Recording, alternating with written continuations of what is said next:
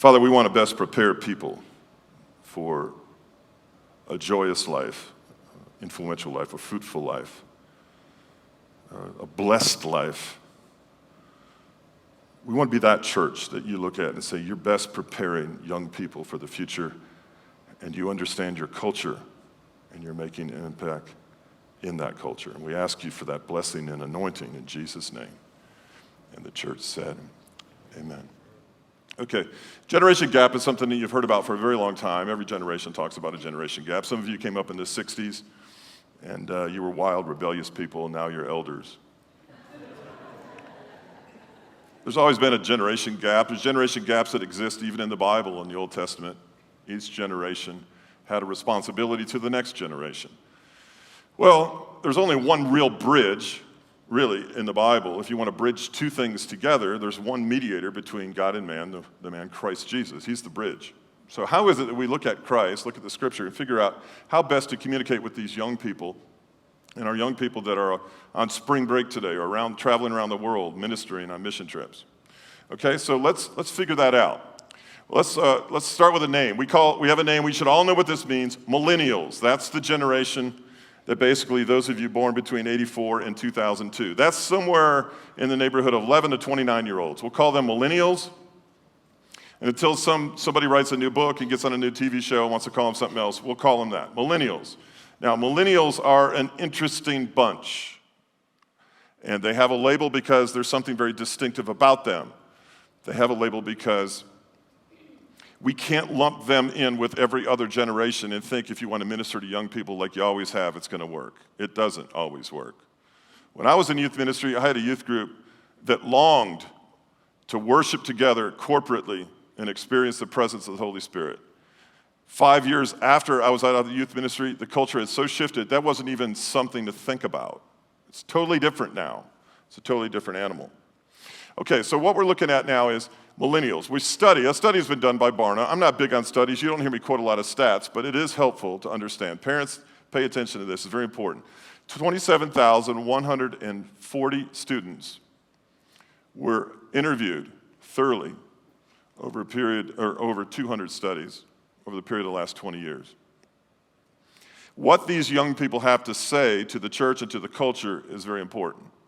Believe me, politicians are looking at these studies. Believe me, people understand the demographics of our country. It's very important. All right, now what do we know about millennials? 59% of them walk away from the church in their first 10 years of adulthood. Now, we've graduated about 40 seniors from this church over the last 5 years. Statistically, 59% of them have walked away from the church or will in the next 3 to 7 years. Well, let's think about that for a minute. That, to me, is not very successful. Why are these young people pursuing their own spirituality and walking away from the church, the bride of Christ? For to walk away from the church, in many respects, is to walk away from the bridegroom. Why is that? In fact, if you look at the next slide, in the last decade, the unchurched millennials have increased from 44 to 52%. 52% of people between the ages of 11 and 29 do not darken the doors of a church. If you've been to Italy lately, Europe, if you've been to other countries, and you walk their streets, you'll find a lot of very sharp-dressed, fashionable young people. But when you go into their chapels, their churches, their masses, you'll find 70 and 80-year-old men and women. The church in Europe is going extinct. 2 decades away from extinction. Why are these young people not only not going to church? Why is it that they're falling off from church? It's very interesting. Let's look at it. There are 4 things that we as a church must do. If we as a church or any church do not do some version of these 4 things, we will set ourselves up for failure for the next generation. We will have not fulfilled the responsibility given to us by God to disciple young people. And it's suffice to say, isn't working very well universally, so perhaps we got to take a look at these 4 things. This is what 27,140 young people have told the study. The first thing we have to do is teach cultural discernment. I'm going to focus on that today. You have to know your culture. One thing that bothers me a little bit is that a lot of Christians with very noble intent have divorced themselves from culture and now do not know how to communicate with the culture, evangelize the culture, instruct the culture, be counsel to the culture, or pray for the culture. And all in the name of God. We are not called to divorce, sequester, or alienate ourselves from the very culture we're trying to reach. We are supposed to be in the world. You're supposed to be in the world, but not of it. Not out of the world, in the world. We must be a church that's in the world. We have to teach our young people what to expect when they leave this place. And we need to be, I don't care if you're 80 or 8, you need to know what's going on in this country, what's going on in this culture, and what's going on among millennials. Very important. Second thing we must do, and I'll talk about this next week, is practice mentoring and reverse mentoring. I'm going to talk next week about the coming loneliness epidemic that's being experienced among young people in our country today, and the number of confidants that are lessening in their life, the less impact, the relationships are eroding. Meaningful relationships are eroding between young people and the next generation. Fast erosion. Also, the importance of young people mentoring others. And I have some things that we're going to do in this church I'm going to talk about next week that are going to bring teenagers to the forefront of what goes on in this ministry at every level.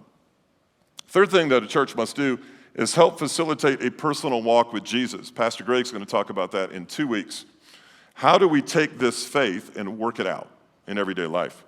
And the last thing, when Dr. Chuck Quinley comes to join us at the end of the month, he's probably going to speak on this. Promote clarity and understanding one's vocational ministry, calling, and purpose. The reason I talk to our young people often about passion, dreams, direction, vocational calling to ministry, is because if a young person fails to grasp what it is they're called to do early on in their adulthood, 59% of them seem to slink off into some personal Bible study they call church, and they find themselves divorced 40% of the time the first time, 50% the second, and 70% on the third marriage. And the economy, the infrastructure of our nation erodes. The morality of our nation goes down if these 4 things aren't met. That's why we'll be highlighting these things in the next 4 weeks.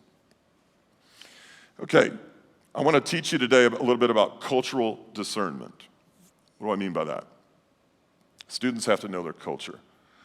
They have to know how to defend their faith.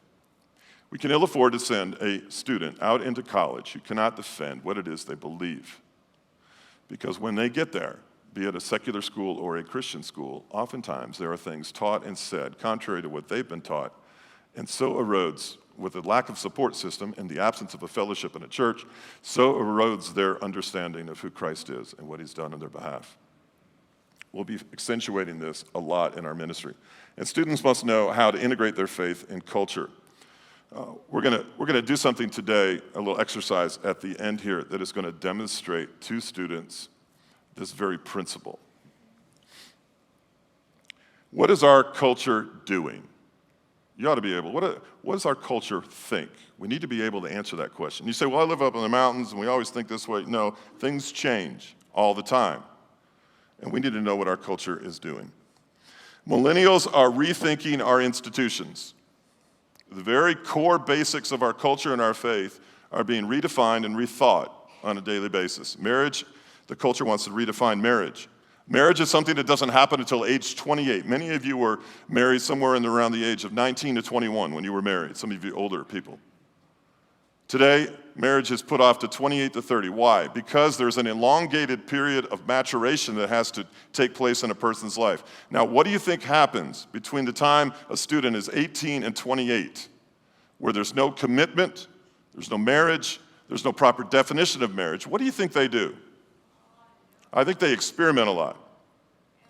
They experiment sexually and they call it love. A lot of people, even on this mountain, experiment sexually at a teenage age. They think it's love. It's actually hatred.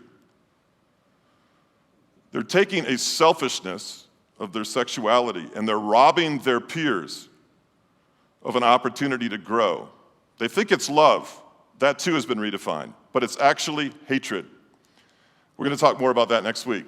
Government is being redefined in the eyes of our young people. There is a deep distrust. Our Congress today has the lowest approval rate in the history of the Congress.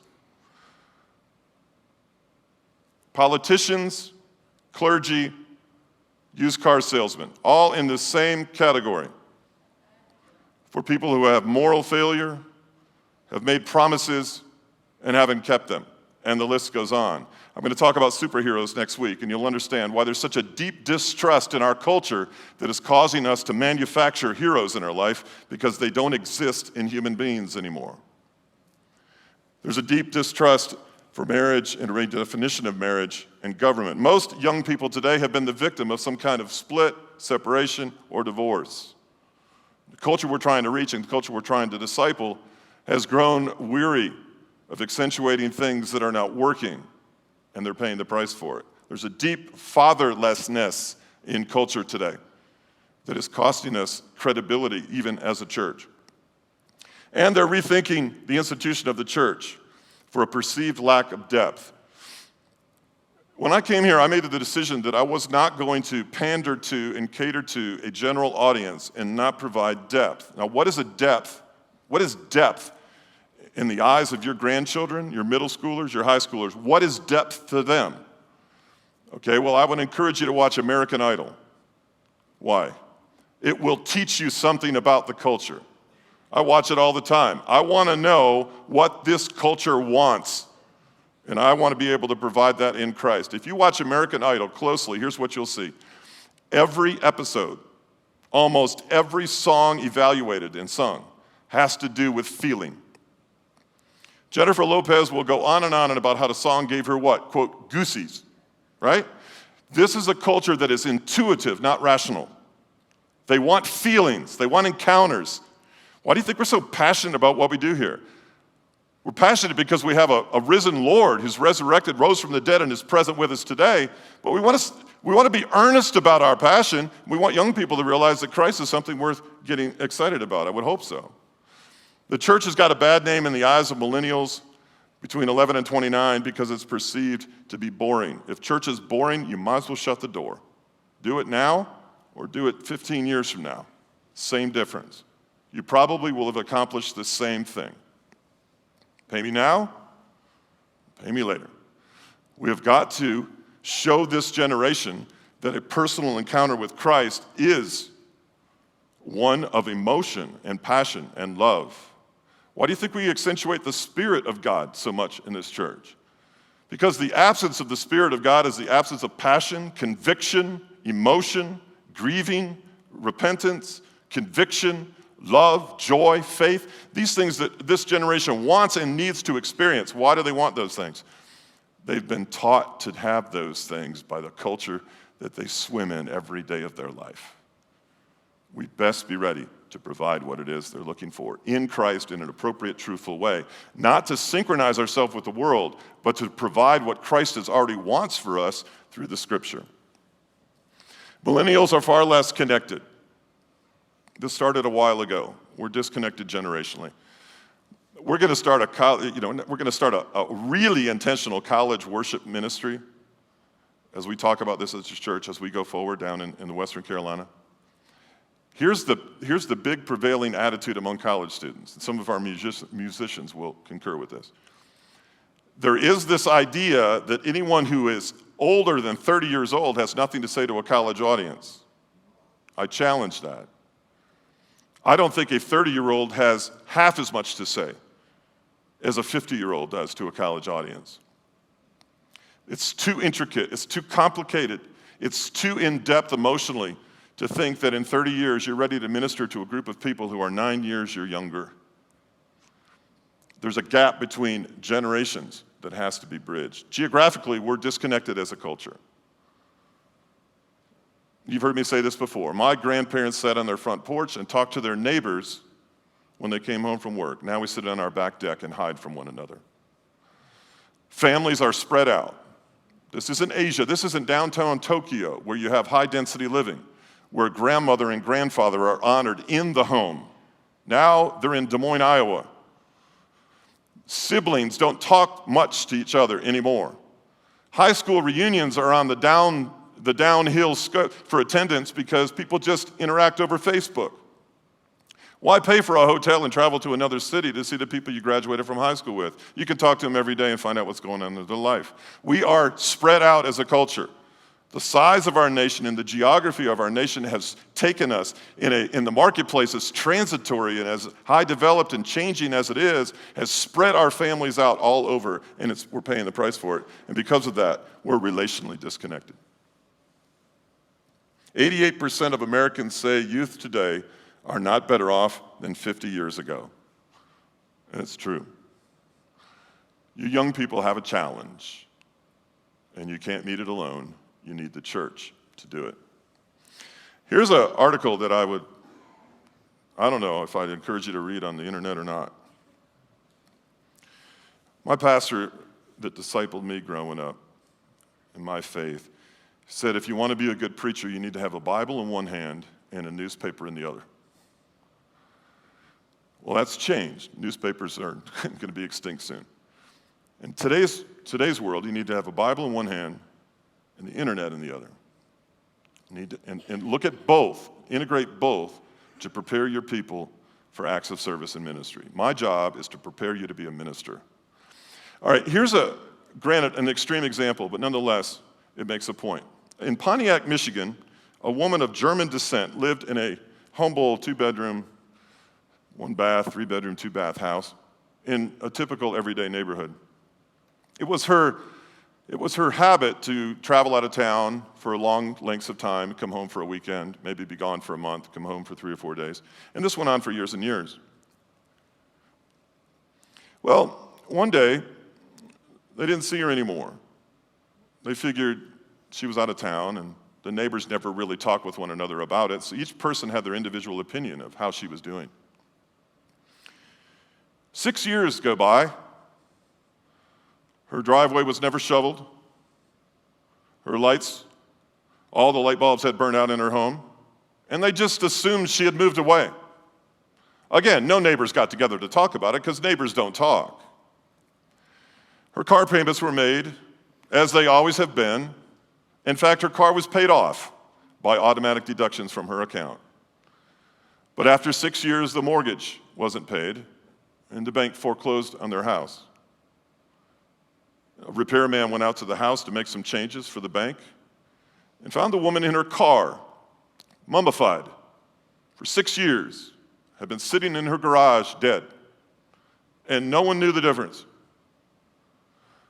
That, my friend, is an extreme example, but one I give to you to remember.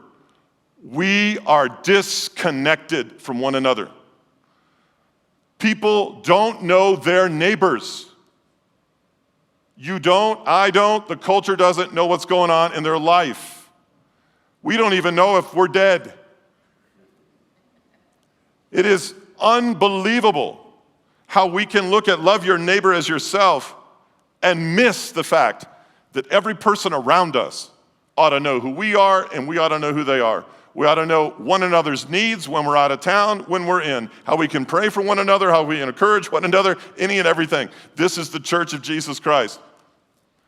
That neighborhood now has to deal with the fact that they have obviously missed the mark on caring one for another.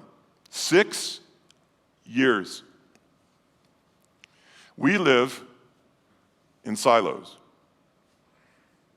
This is a culture that lives in silos. Each person keeps to themselves, lives their life and their silo. And what they do is their business, and what you do is your business. And this is the foundation and the root of moral relativism. And this is what's killing this generation. I do what I do, and it's my business. What you do is up to you. There are no absolutes. We decide inside our silo what is true and what is not.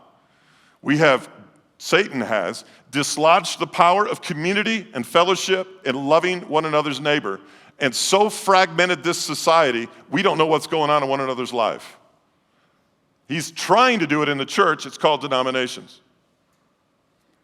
It is the fragmentation of society that alienates us one from another, that keeps us from ministry, love, evangelism, grace, and feeding people, caring for them. We live in silos, and we make up our own rules in those silos. Now, living in silos promotes generational moral relativism and humanism.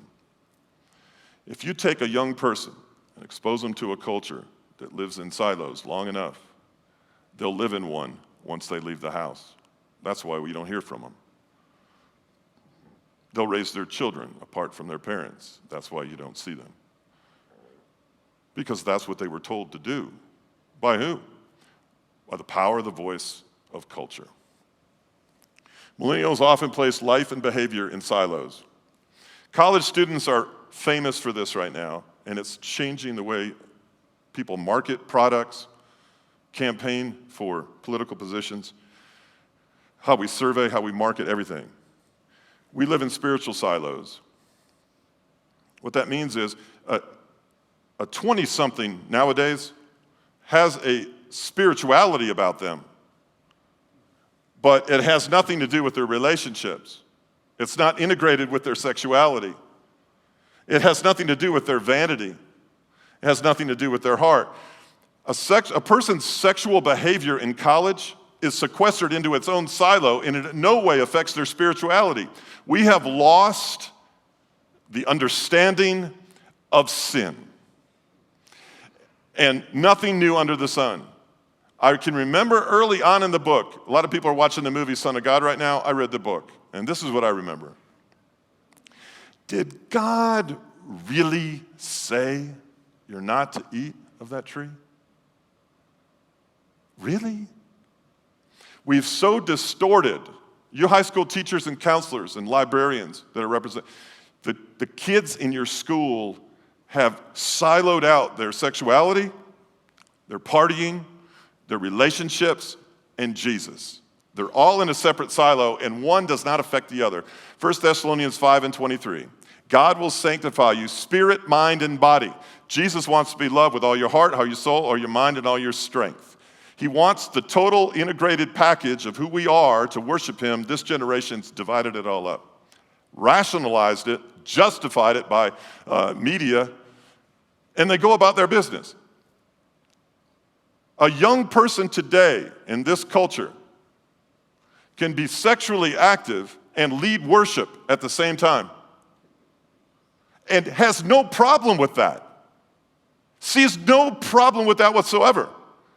That we've so been given this grace message, there's no accountability, there's no mentoring, there's no accountability, there's no checking, there's no conviction, there's nothing. So you have posers in the church. Young people posing to be one thing, but living another.